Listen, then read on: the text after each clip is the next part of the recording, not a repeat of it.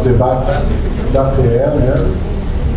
Ainda teremos muitos esse ano, agora nesse inverninho aqui, debatendo dessa vez um tema importante, né, da questão agrícola brasileira, né, que é o novo Código Florestal e o desenvolvimento rural, as implicações desse Código Florestal aí, que ainda está em curso a sua discussão, né? Ainda não terminou essa discussão.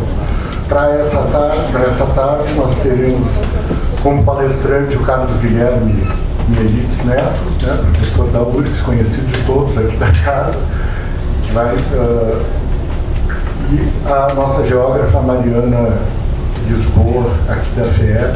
Vamos trazer então esse elementos aí para esse debate importante sobre essa questão rural e as implicações desse Código Florestal para o desenvolvimento brasileiro e para o desenvolvimento do Rio Grande do Sul. Na coordenação dos trabalhos da tarde vai estar o professor Wickler aqui, nosso sociólogo responsável aqui pelos debates da FEE, nessa programação extensa. Eu acho que já convido o professor Wickler a chamar todos aqui para os próximos debates, que nós teremos um agosto muito pleno, né, de debates importantes, principalmente na segunda metade de agosto, tão importantes quanto esse que está transcorrendo agora. Obrigado. Queria agradecer a presença de todos, particularmente aos nossos palestrantes. A exposição da Mariana era mais ou menos uma duração de 40 minutos. Depois, o professor Melites fará todo o comentário. Não será exatamente uma palestra, mas será mais um comentário sobre as implicações do novo Código Florestal. O teto estabelecido, até em função de que a Mariana tem uma prova sobre eficiência em língua estrangeira, hoje é 5h30, então o máximo nosso teto será realmente 17 horas. Ok? Então a gente poderia dar início aos trabalhos com a exposição da Mariana. Sim, pode ser em francês, a gente vai dar uma nota preliminar. Bom, eu vou ficar em pé, que eu acho que é melhor.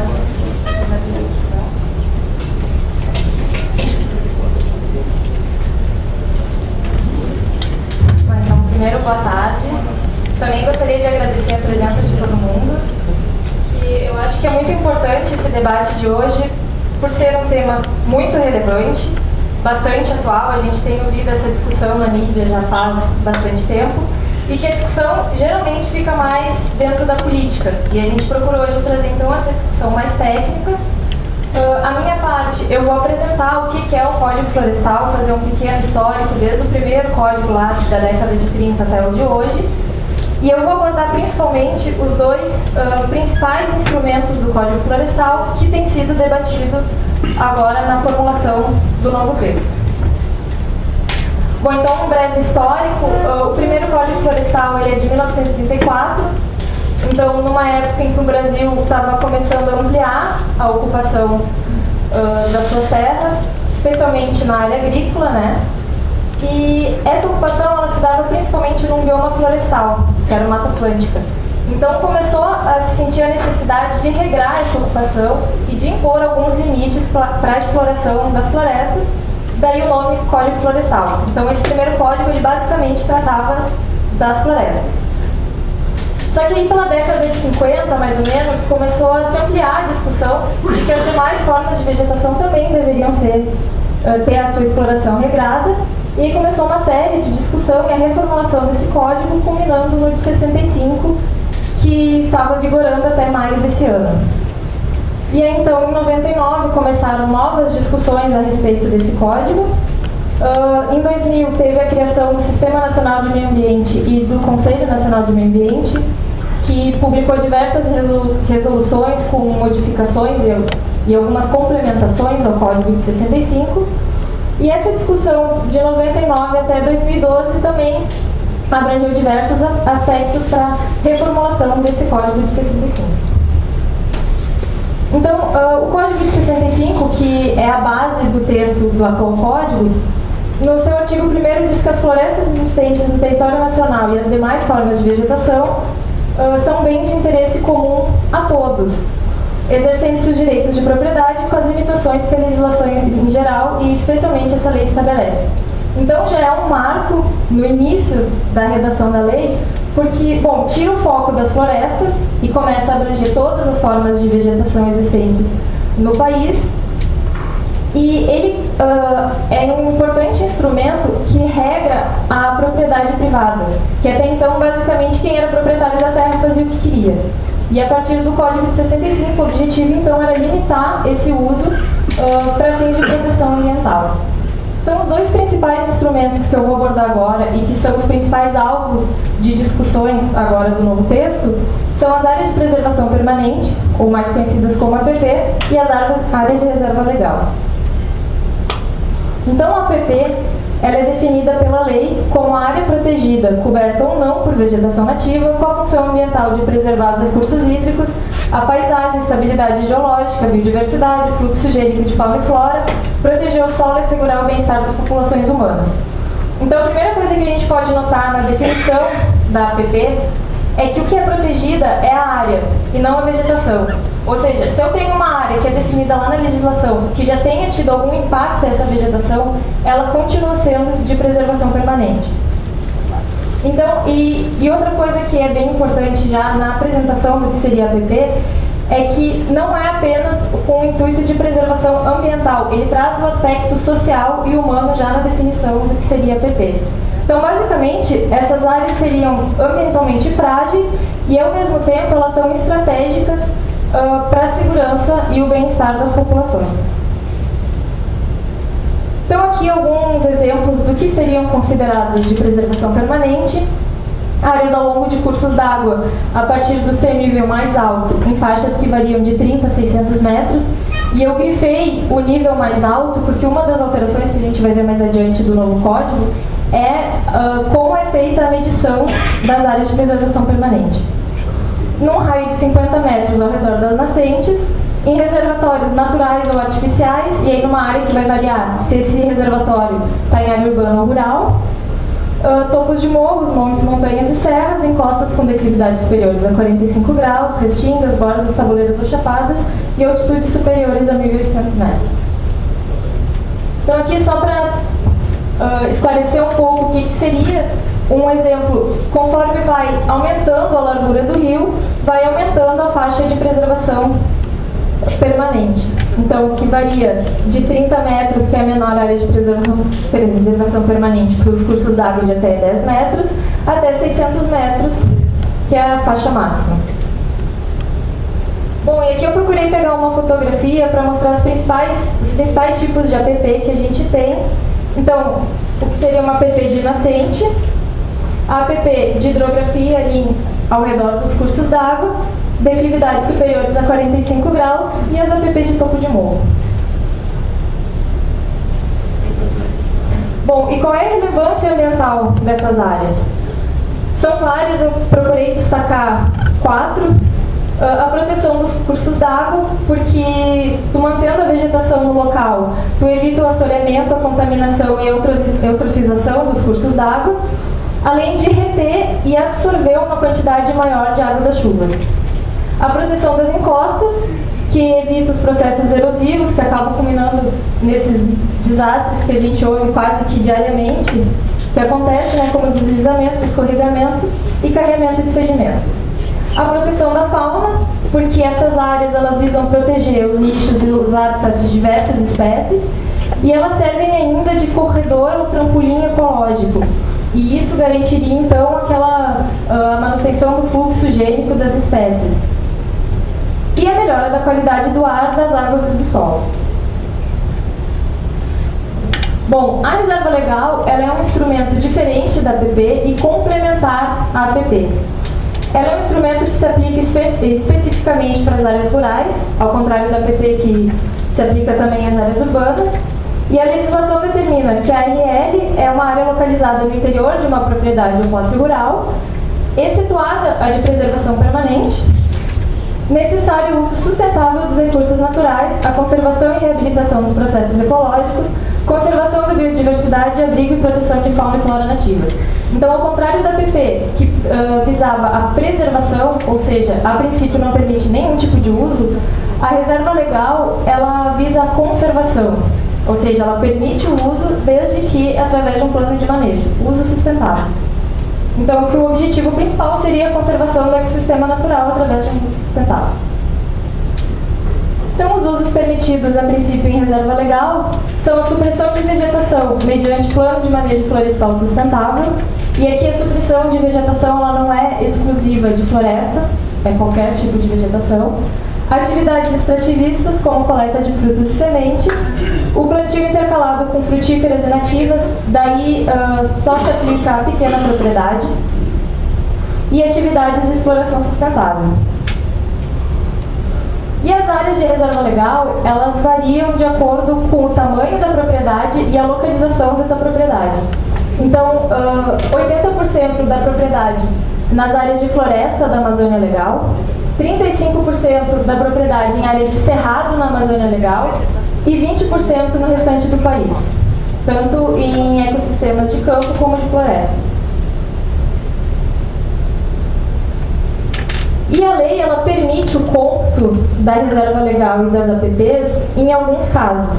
Quando exceder 80% da propriedade rural na Amazônia Legal, ou seja, quando o somatório das áreas de APP e de reserva legal forem superiores a 80%, 25% da propriedade rural nas demais regiões do país e 25% da pequena propriedade. A lei trata como pequena propriedade aquelas com até 4 módulos fiscais. E o módulo fiscal varia, de acordo com o município, de 5 a 100 hectares. Então aqui eu também procurei trazer uma fotinha para vocês terem uma ideia de um exemplo de uma propriedade, que seria essa linha em amarelo, aqui para baixo seria a propriedade. As áreas de preservação permanente, que são aquelas em que não são permitidos nenhum tipo de uso. Uma área de reserva legal, que vai variar de acordo com o tamanho da propriedade, e o restante como uso livre. Bom, e a relevância ambiental da reserva legal é o uso sustentável dos recursos naturais, a manutenção dos ecossistemas, o auxílio no controle de pragas e a conservação do solo. Então, como eu falei, a APP e a reserva legal, elas têm objetivos diferentes, elas são 2 instrumentos diferentes e complementares, sendo que o objetivo da APP é o de preservar, ou seja, não permitir o uso dessas áreas, exceto aqueles que a legislação considera de utilidade pública, interesse social, mas daí tem que ser mediante autorização legal. O que é diferente da reserva legal, que tem o intuito de conservar, ou seja, promover o uso sustentável. Bom, e aí a alteração do Código Florestal iniciou em 99, oficialmente, as discussões já vinham de mais tempo, mas em 99 foi lançado o projeto de lei que visava a mudança do Código de 65. E aí em 2008 é que iniciou de fato a discussão mais ativa a respeito do tema e as votações, que começou na Câmara, foi para o Senado, voltou para a Câmara, até ir para a sanção da Presidente, que ocorreu agora em 2012, em maio. Então a Presidente Dilma sancionou a lei com alguns vetos e algumas modificações no texto vindo da Câmara. Então, esse projeto de lei que foi lançado lá em 99 trazia algumas alterações, como a eliminação de algumas das APPs, como por exemplo as APP de topo de morro, a diminuição da largura das faixas de proteção, então a faixa mínima, que era até então de 30 metros, passaria a ser de 15 metros. A demarcação das APPs do curso de água passaria a ser a partir do leito menor. Então lembra que eu grifei lá no início que anteriormente se fazia a partir do leito maior. E a gente tem uma perda bastante grande de área quando a gente muda o princípio da medição dessas áreas, porque o curso d'água ele tem um leito médio, que é aquele que ele tem ao longo do ano, só que sazonalmente, na época de maior precipitação ou menor precipitação, esse leito aumenta ou diminui. Então, a proposta inicial do projeto de lei é que a demarcação da APP seria feita a partir do leito menor, ou seja, de quando o curso d'água estivesse mais seco. A permissão de alguns usos na APP e o fim da obrigatoriedade da recomposição das áreas desmatadas ilegalmente até 2008. Além disso, o projeto de lei propunha a isenção de reserva legal para imóveis com até 4 módulos fiscais, ou seja, pequena propriedade, a redução da reserva legal na Amazônia de 80% para 50% e no Cerrado, dentro da Amazônia Legal, de 35% para 20%, e a compensação de reserva legal em áreas fora da bacia hidrográfica original. Porque é permitido em lei compensar a reserva legal fora da propriedade, desde que seja dentro da mesma bacia hidrográfica, que é para cumprir o seu papel de proteção daquele ecossistema. Então, alguns dos principais problemas que esse projeto de lei trazia é que, com a desobrigação da reserva legal na pequena propriedade, uma área muito grande no país ia deixar de ser recuperada. Então a gente ia ficar com um passivo ambiental muito grande, porque na verdade a gente já tem esse passivo ambiental e ele não ia ser recuperado. O estímulo ao desmatamento e o aumento da supressão da vegetação em áreas de grande relevância ambiental, o aumento dos processos erosivos em encostas e o aumento de eventos como enchentes e inundações, justamente pela supressão dessa vegetação, aumento das emissões de gases estufa, que o desmatamento e as queimadas são os grandes emissores de gases estufa, o assoreamento, eutrofização e contaminação dos cursos d'água, alteração no ciclo hidrológico, esgotamento do solo e ameaça a espécies endêmicas, ou seja, aquelas espécies que só ocorrem naquele local. Então, algumas divergências entre o texto que inicialmente foi proposto pela Câmara, que era aquele projeto de lei, e o que foi depois definido no Senado. O texto da Câmara, em termos ambientais, ele era bastante pobre, então ele retirou muitos instrumentos que visavam a proteção ambiental. O texto do Senado já foi um texto um pouco mais equilibrado. Então, alguns aspectos que o primeiro texto da Câmara trazia era a diminuição da faixa de APP.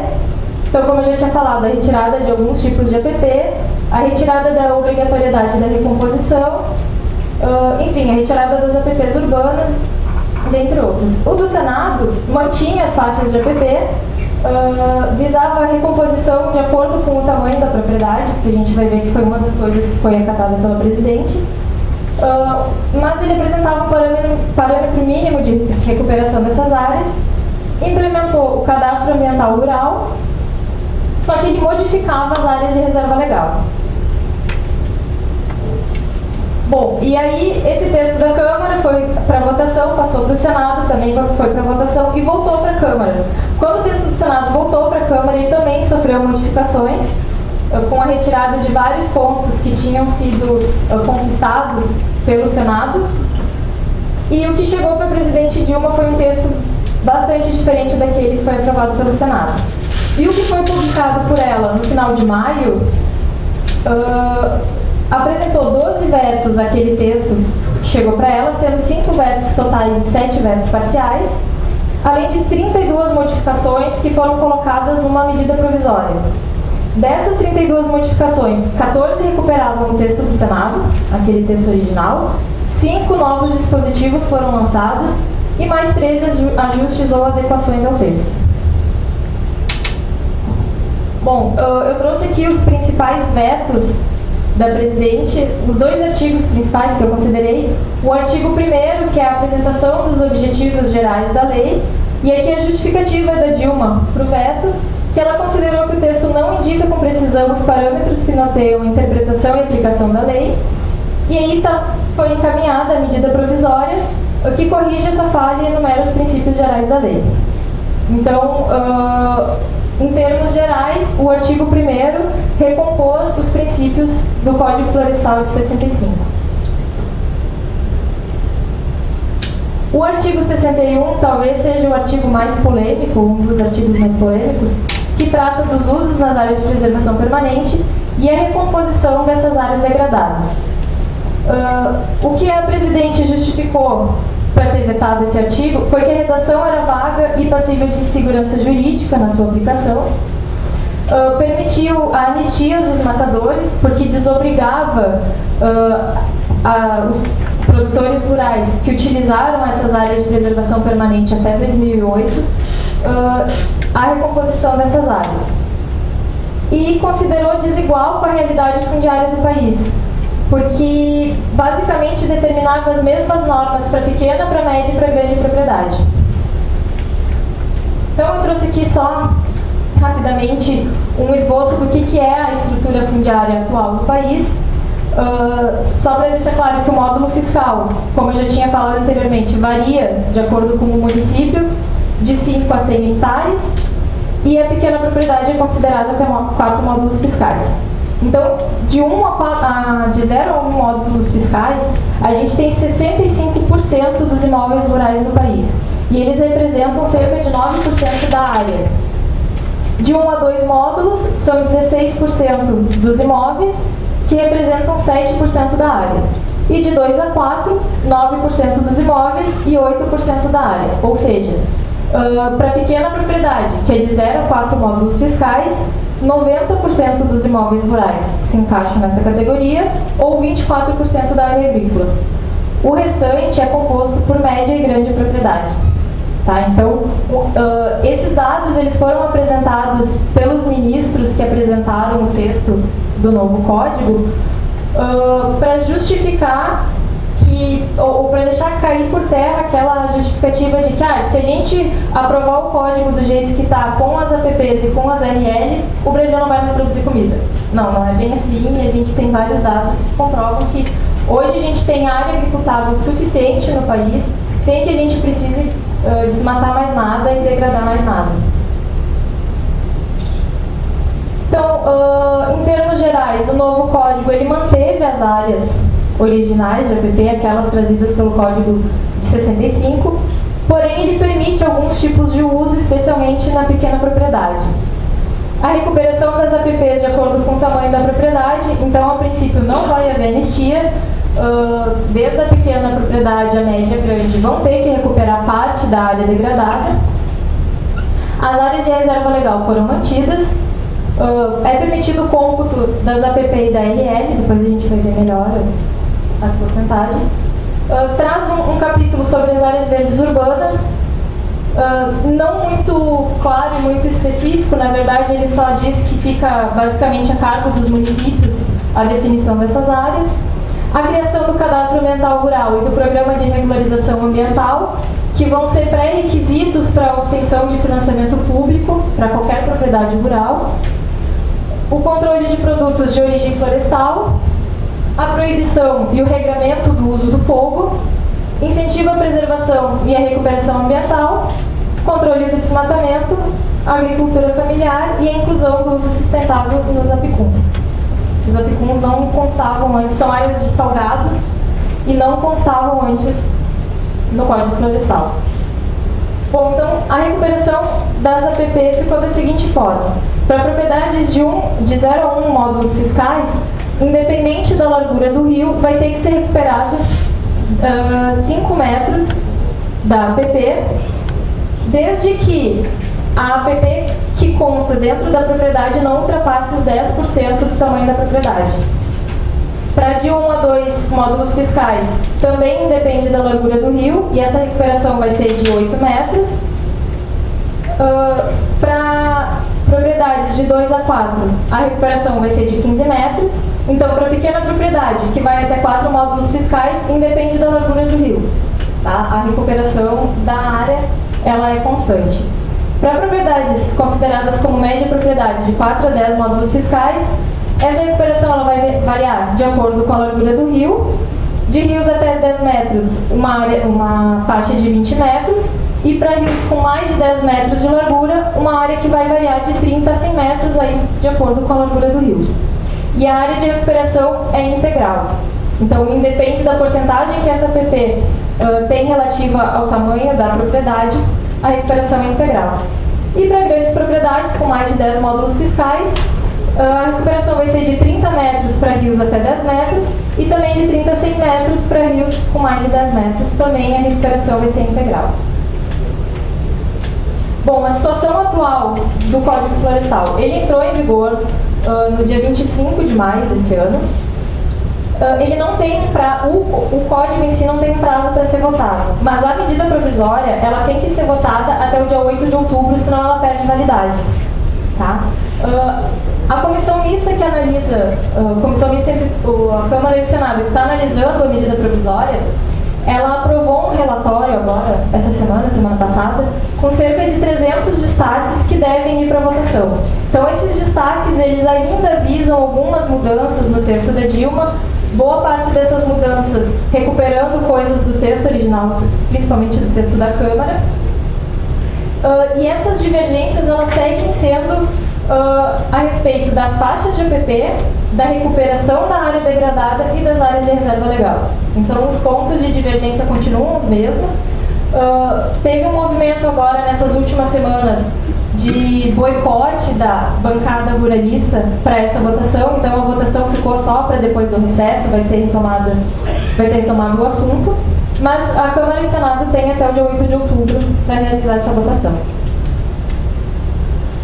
Era isso. Obrigada.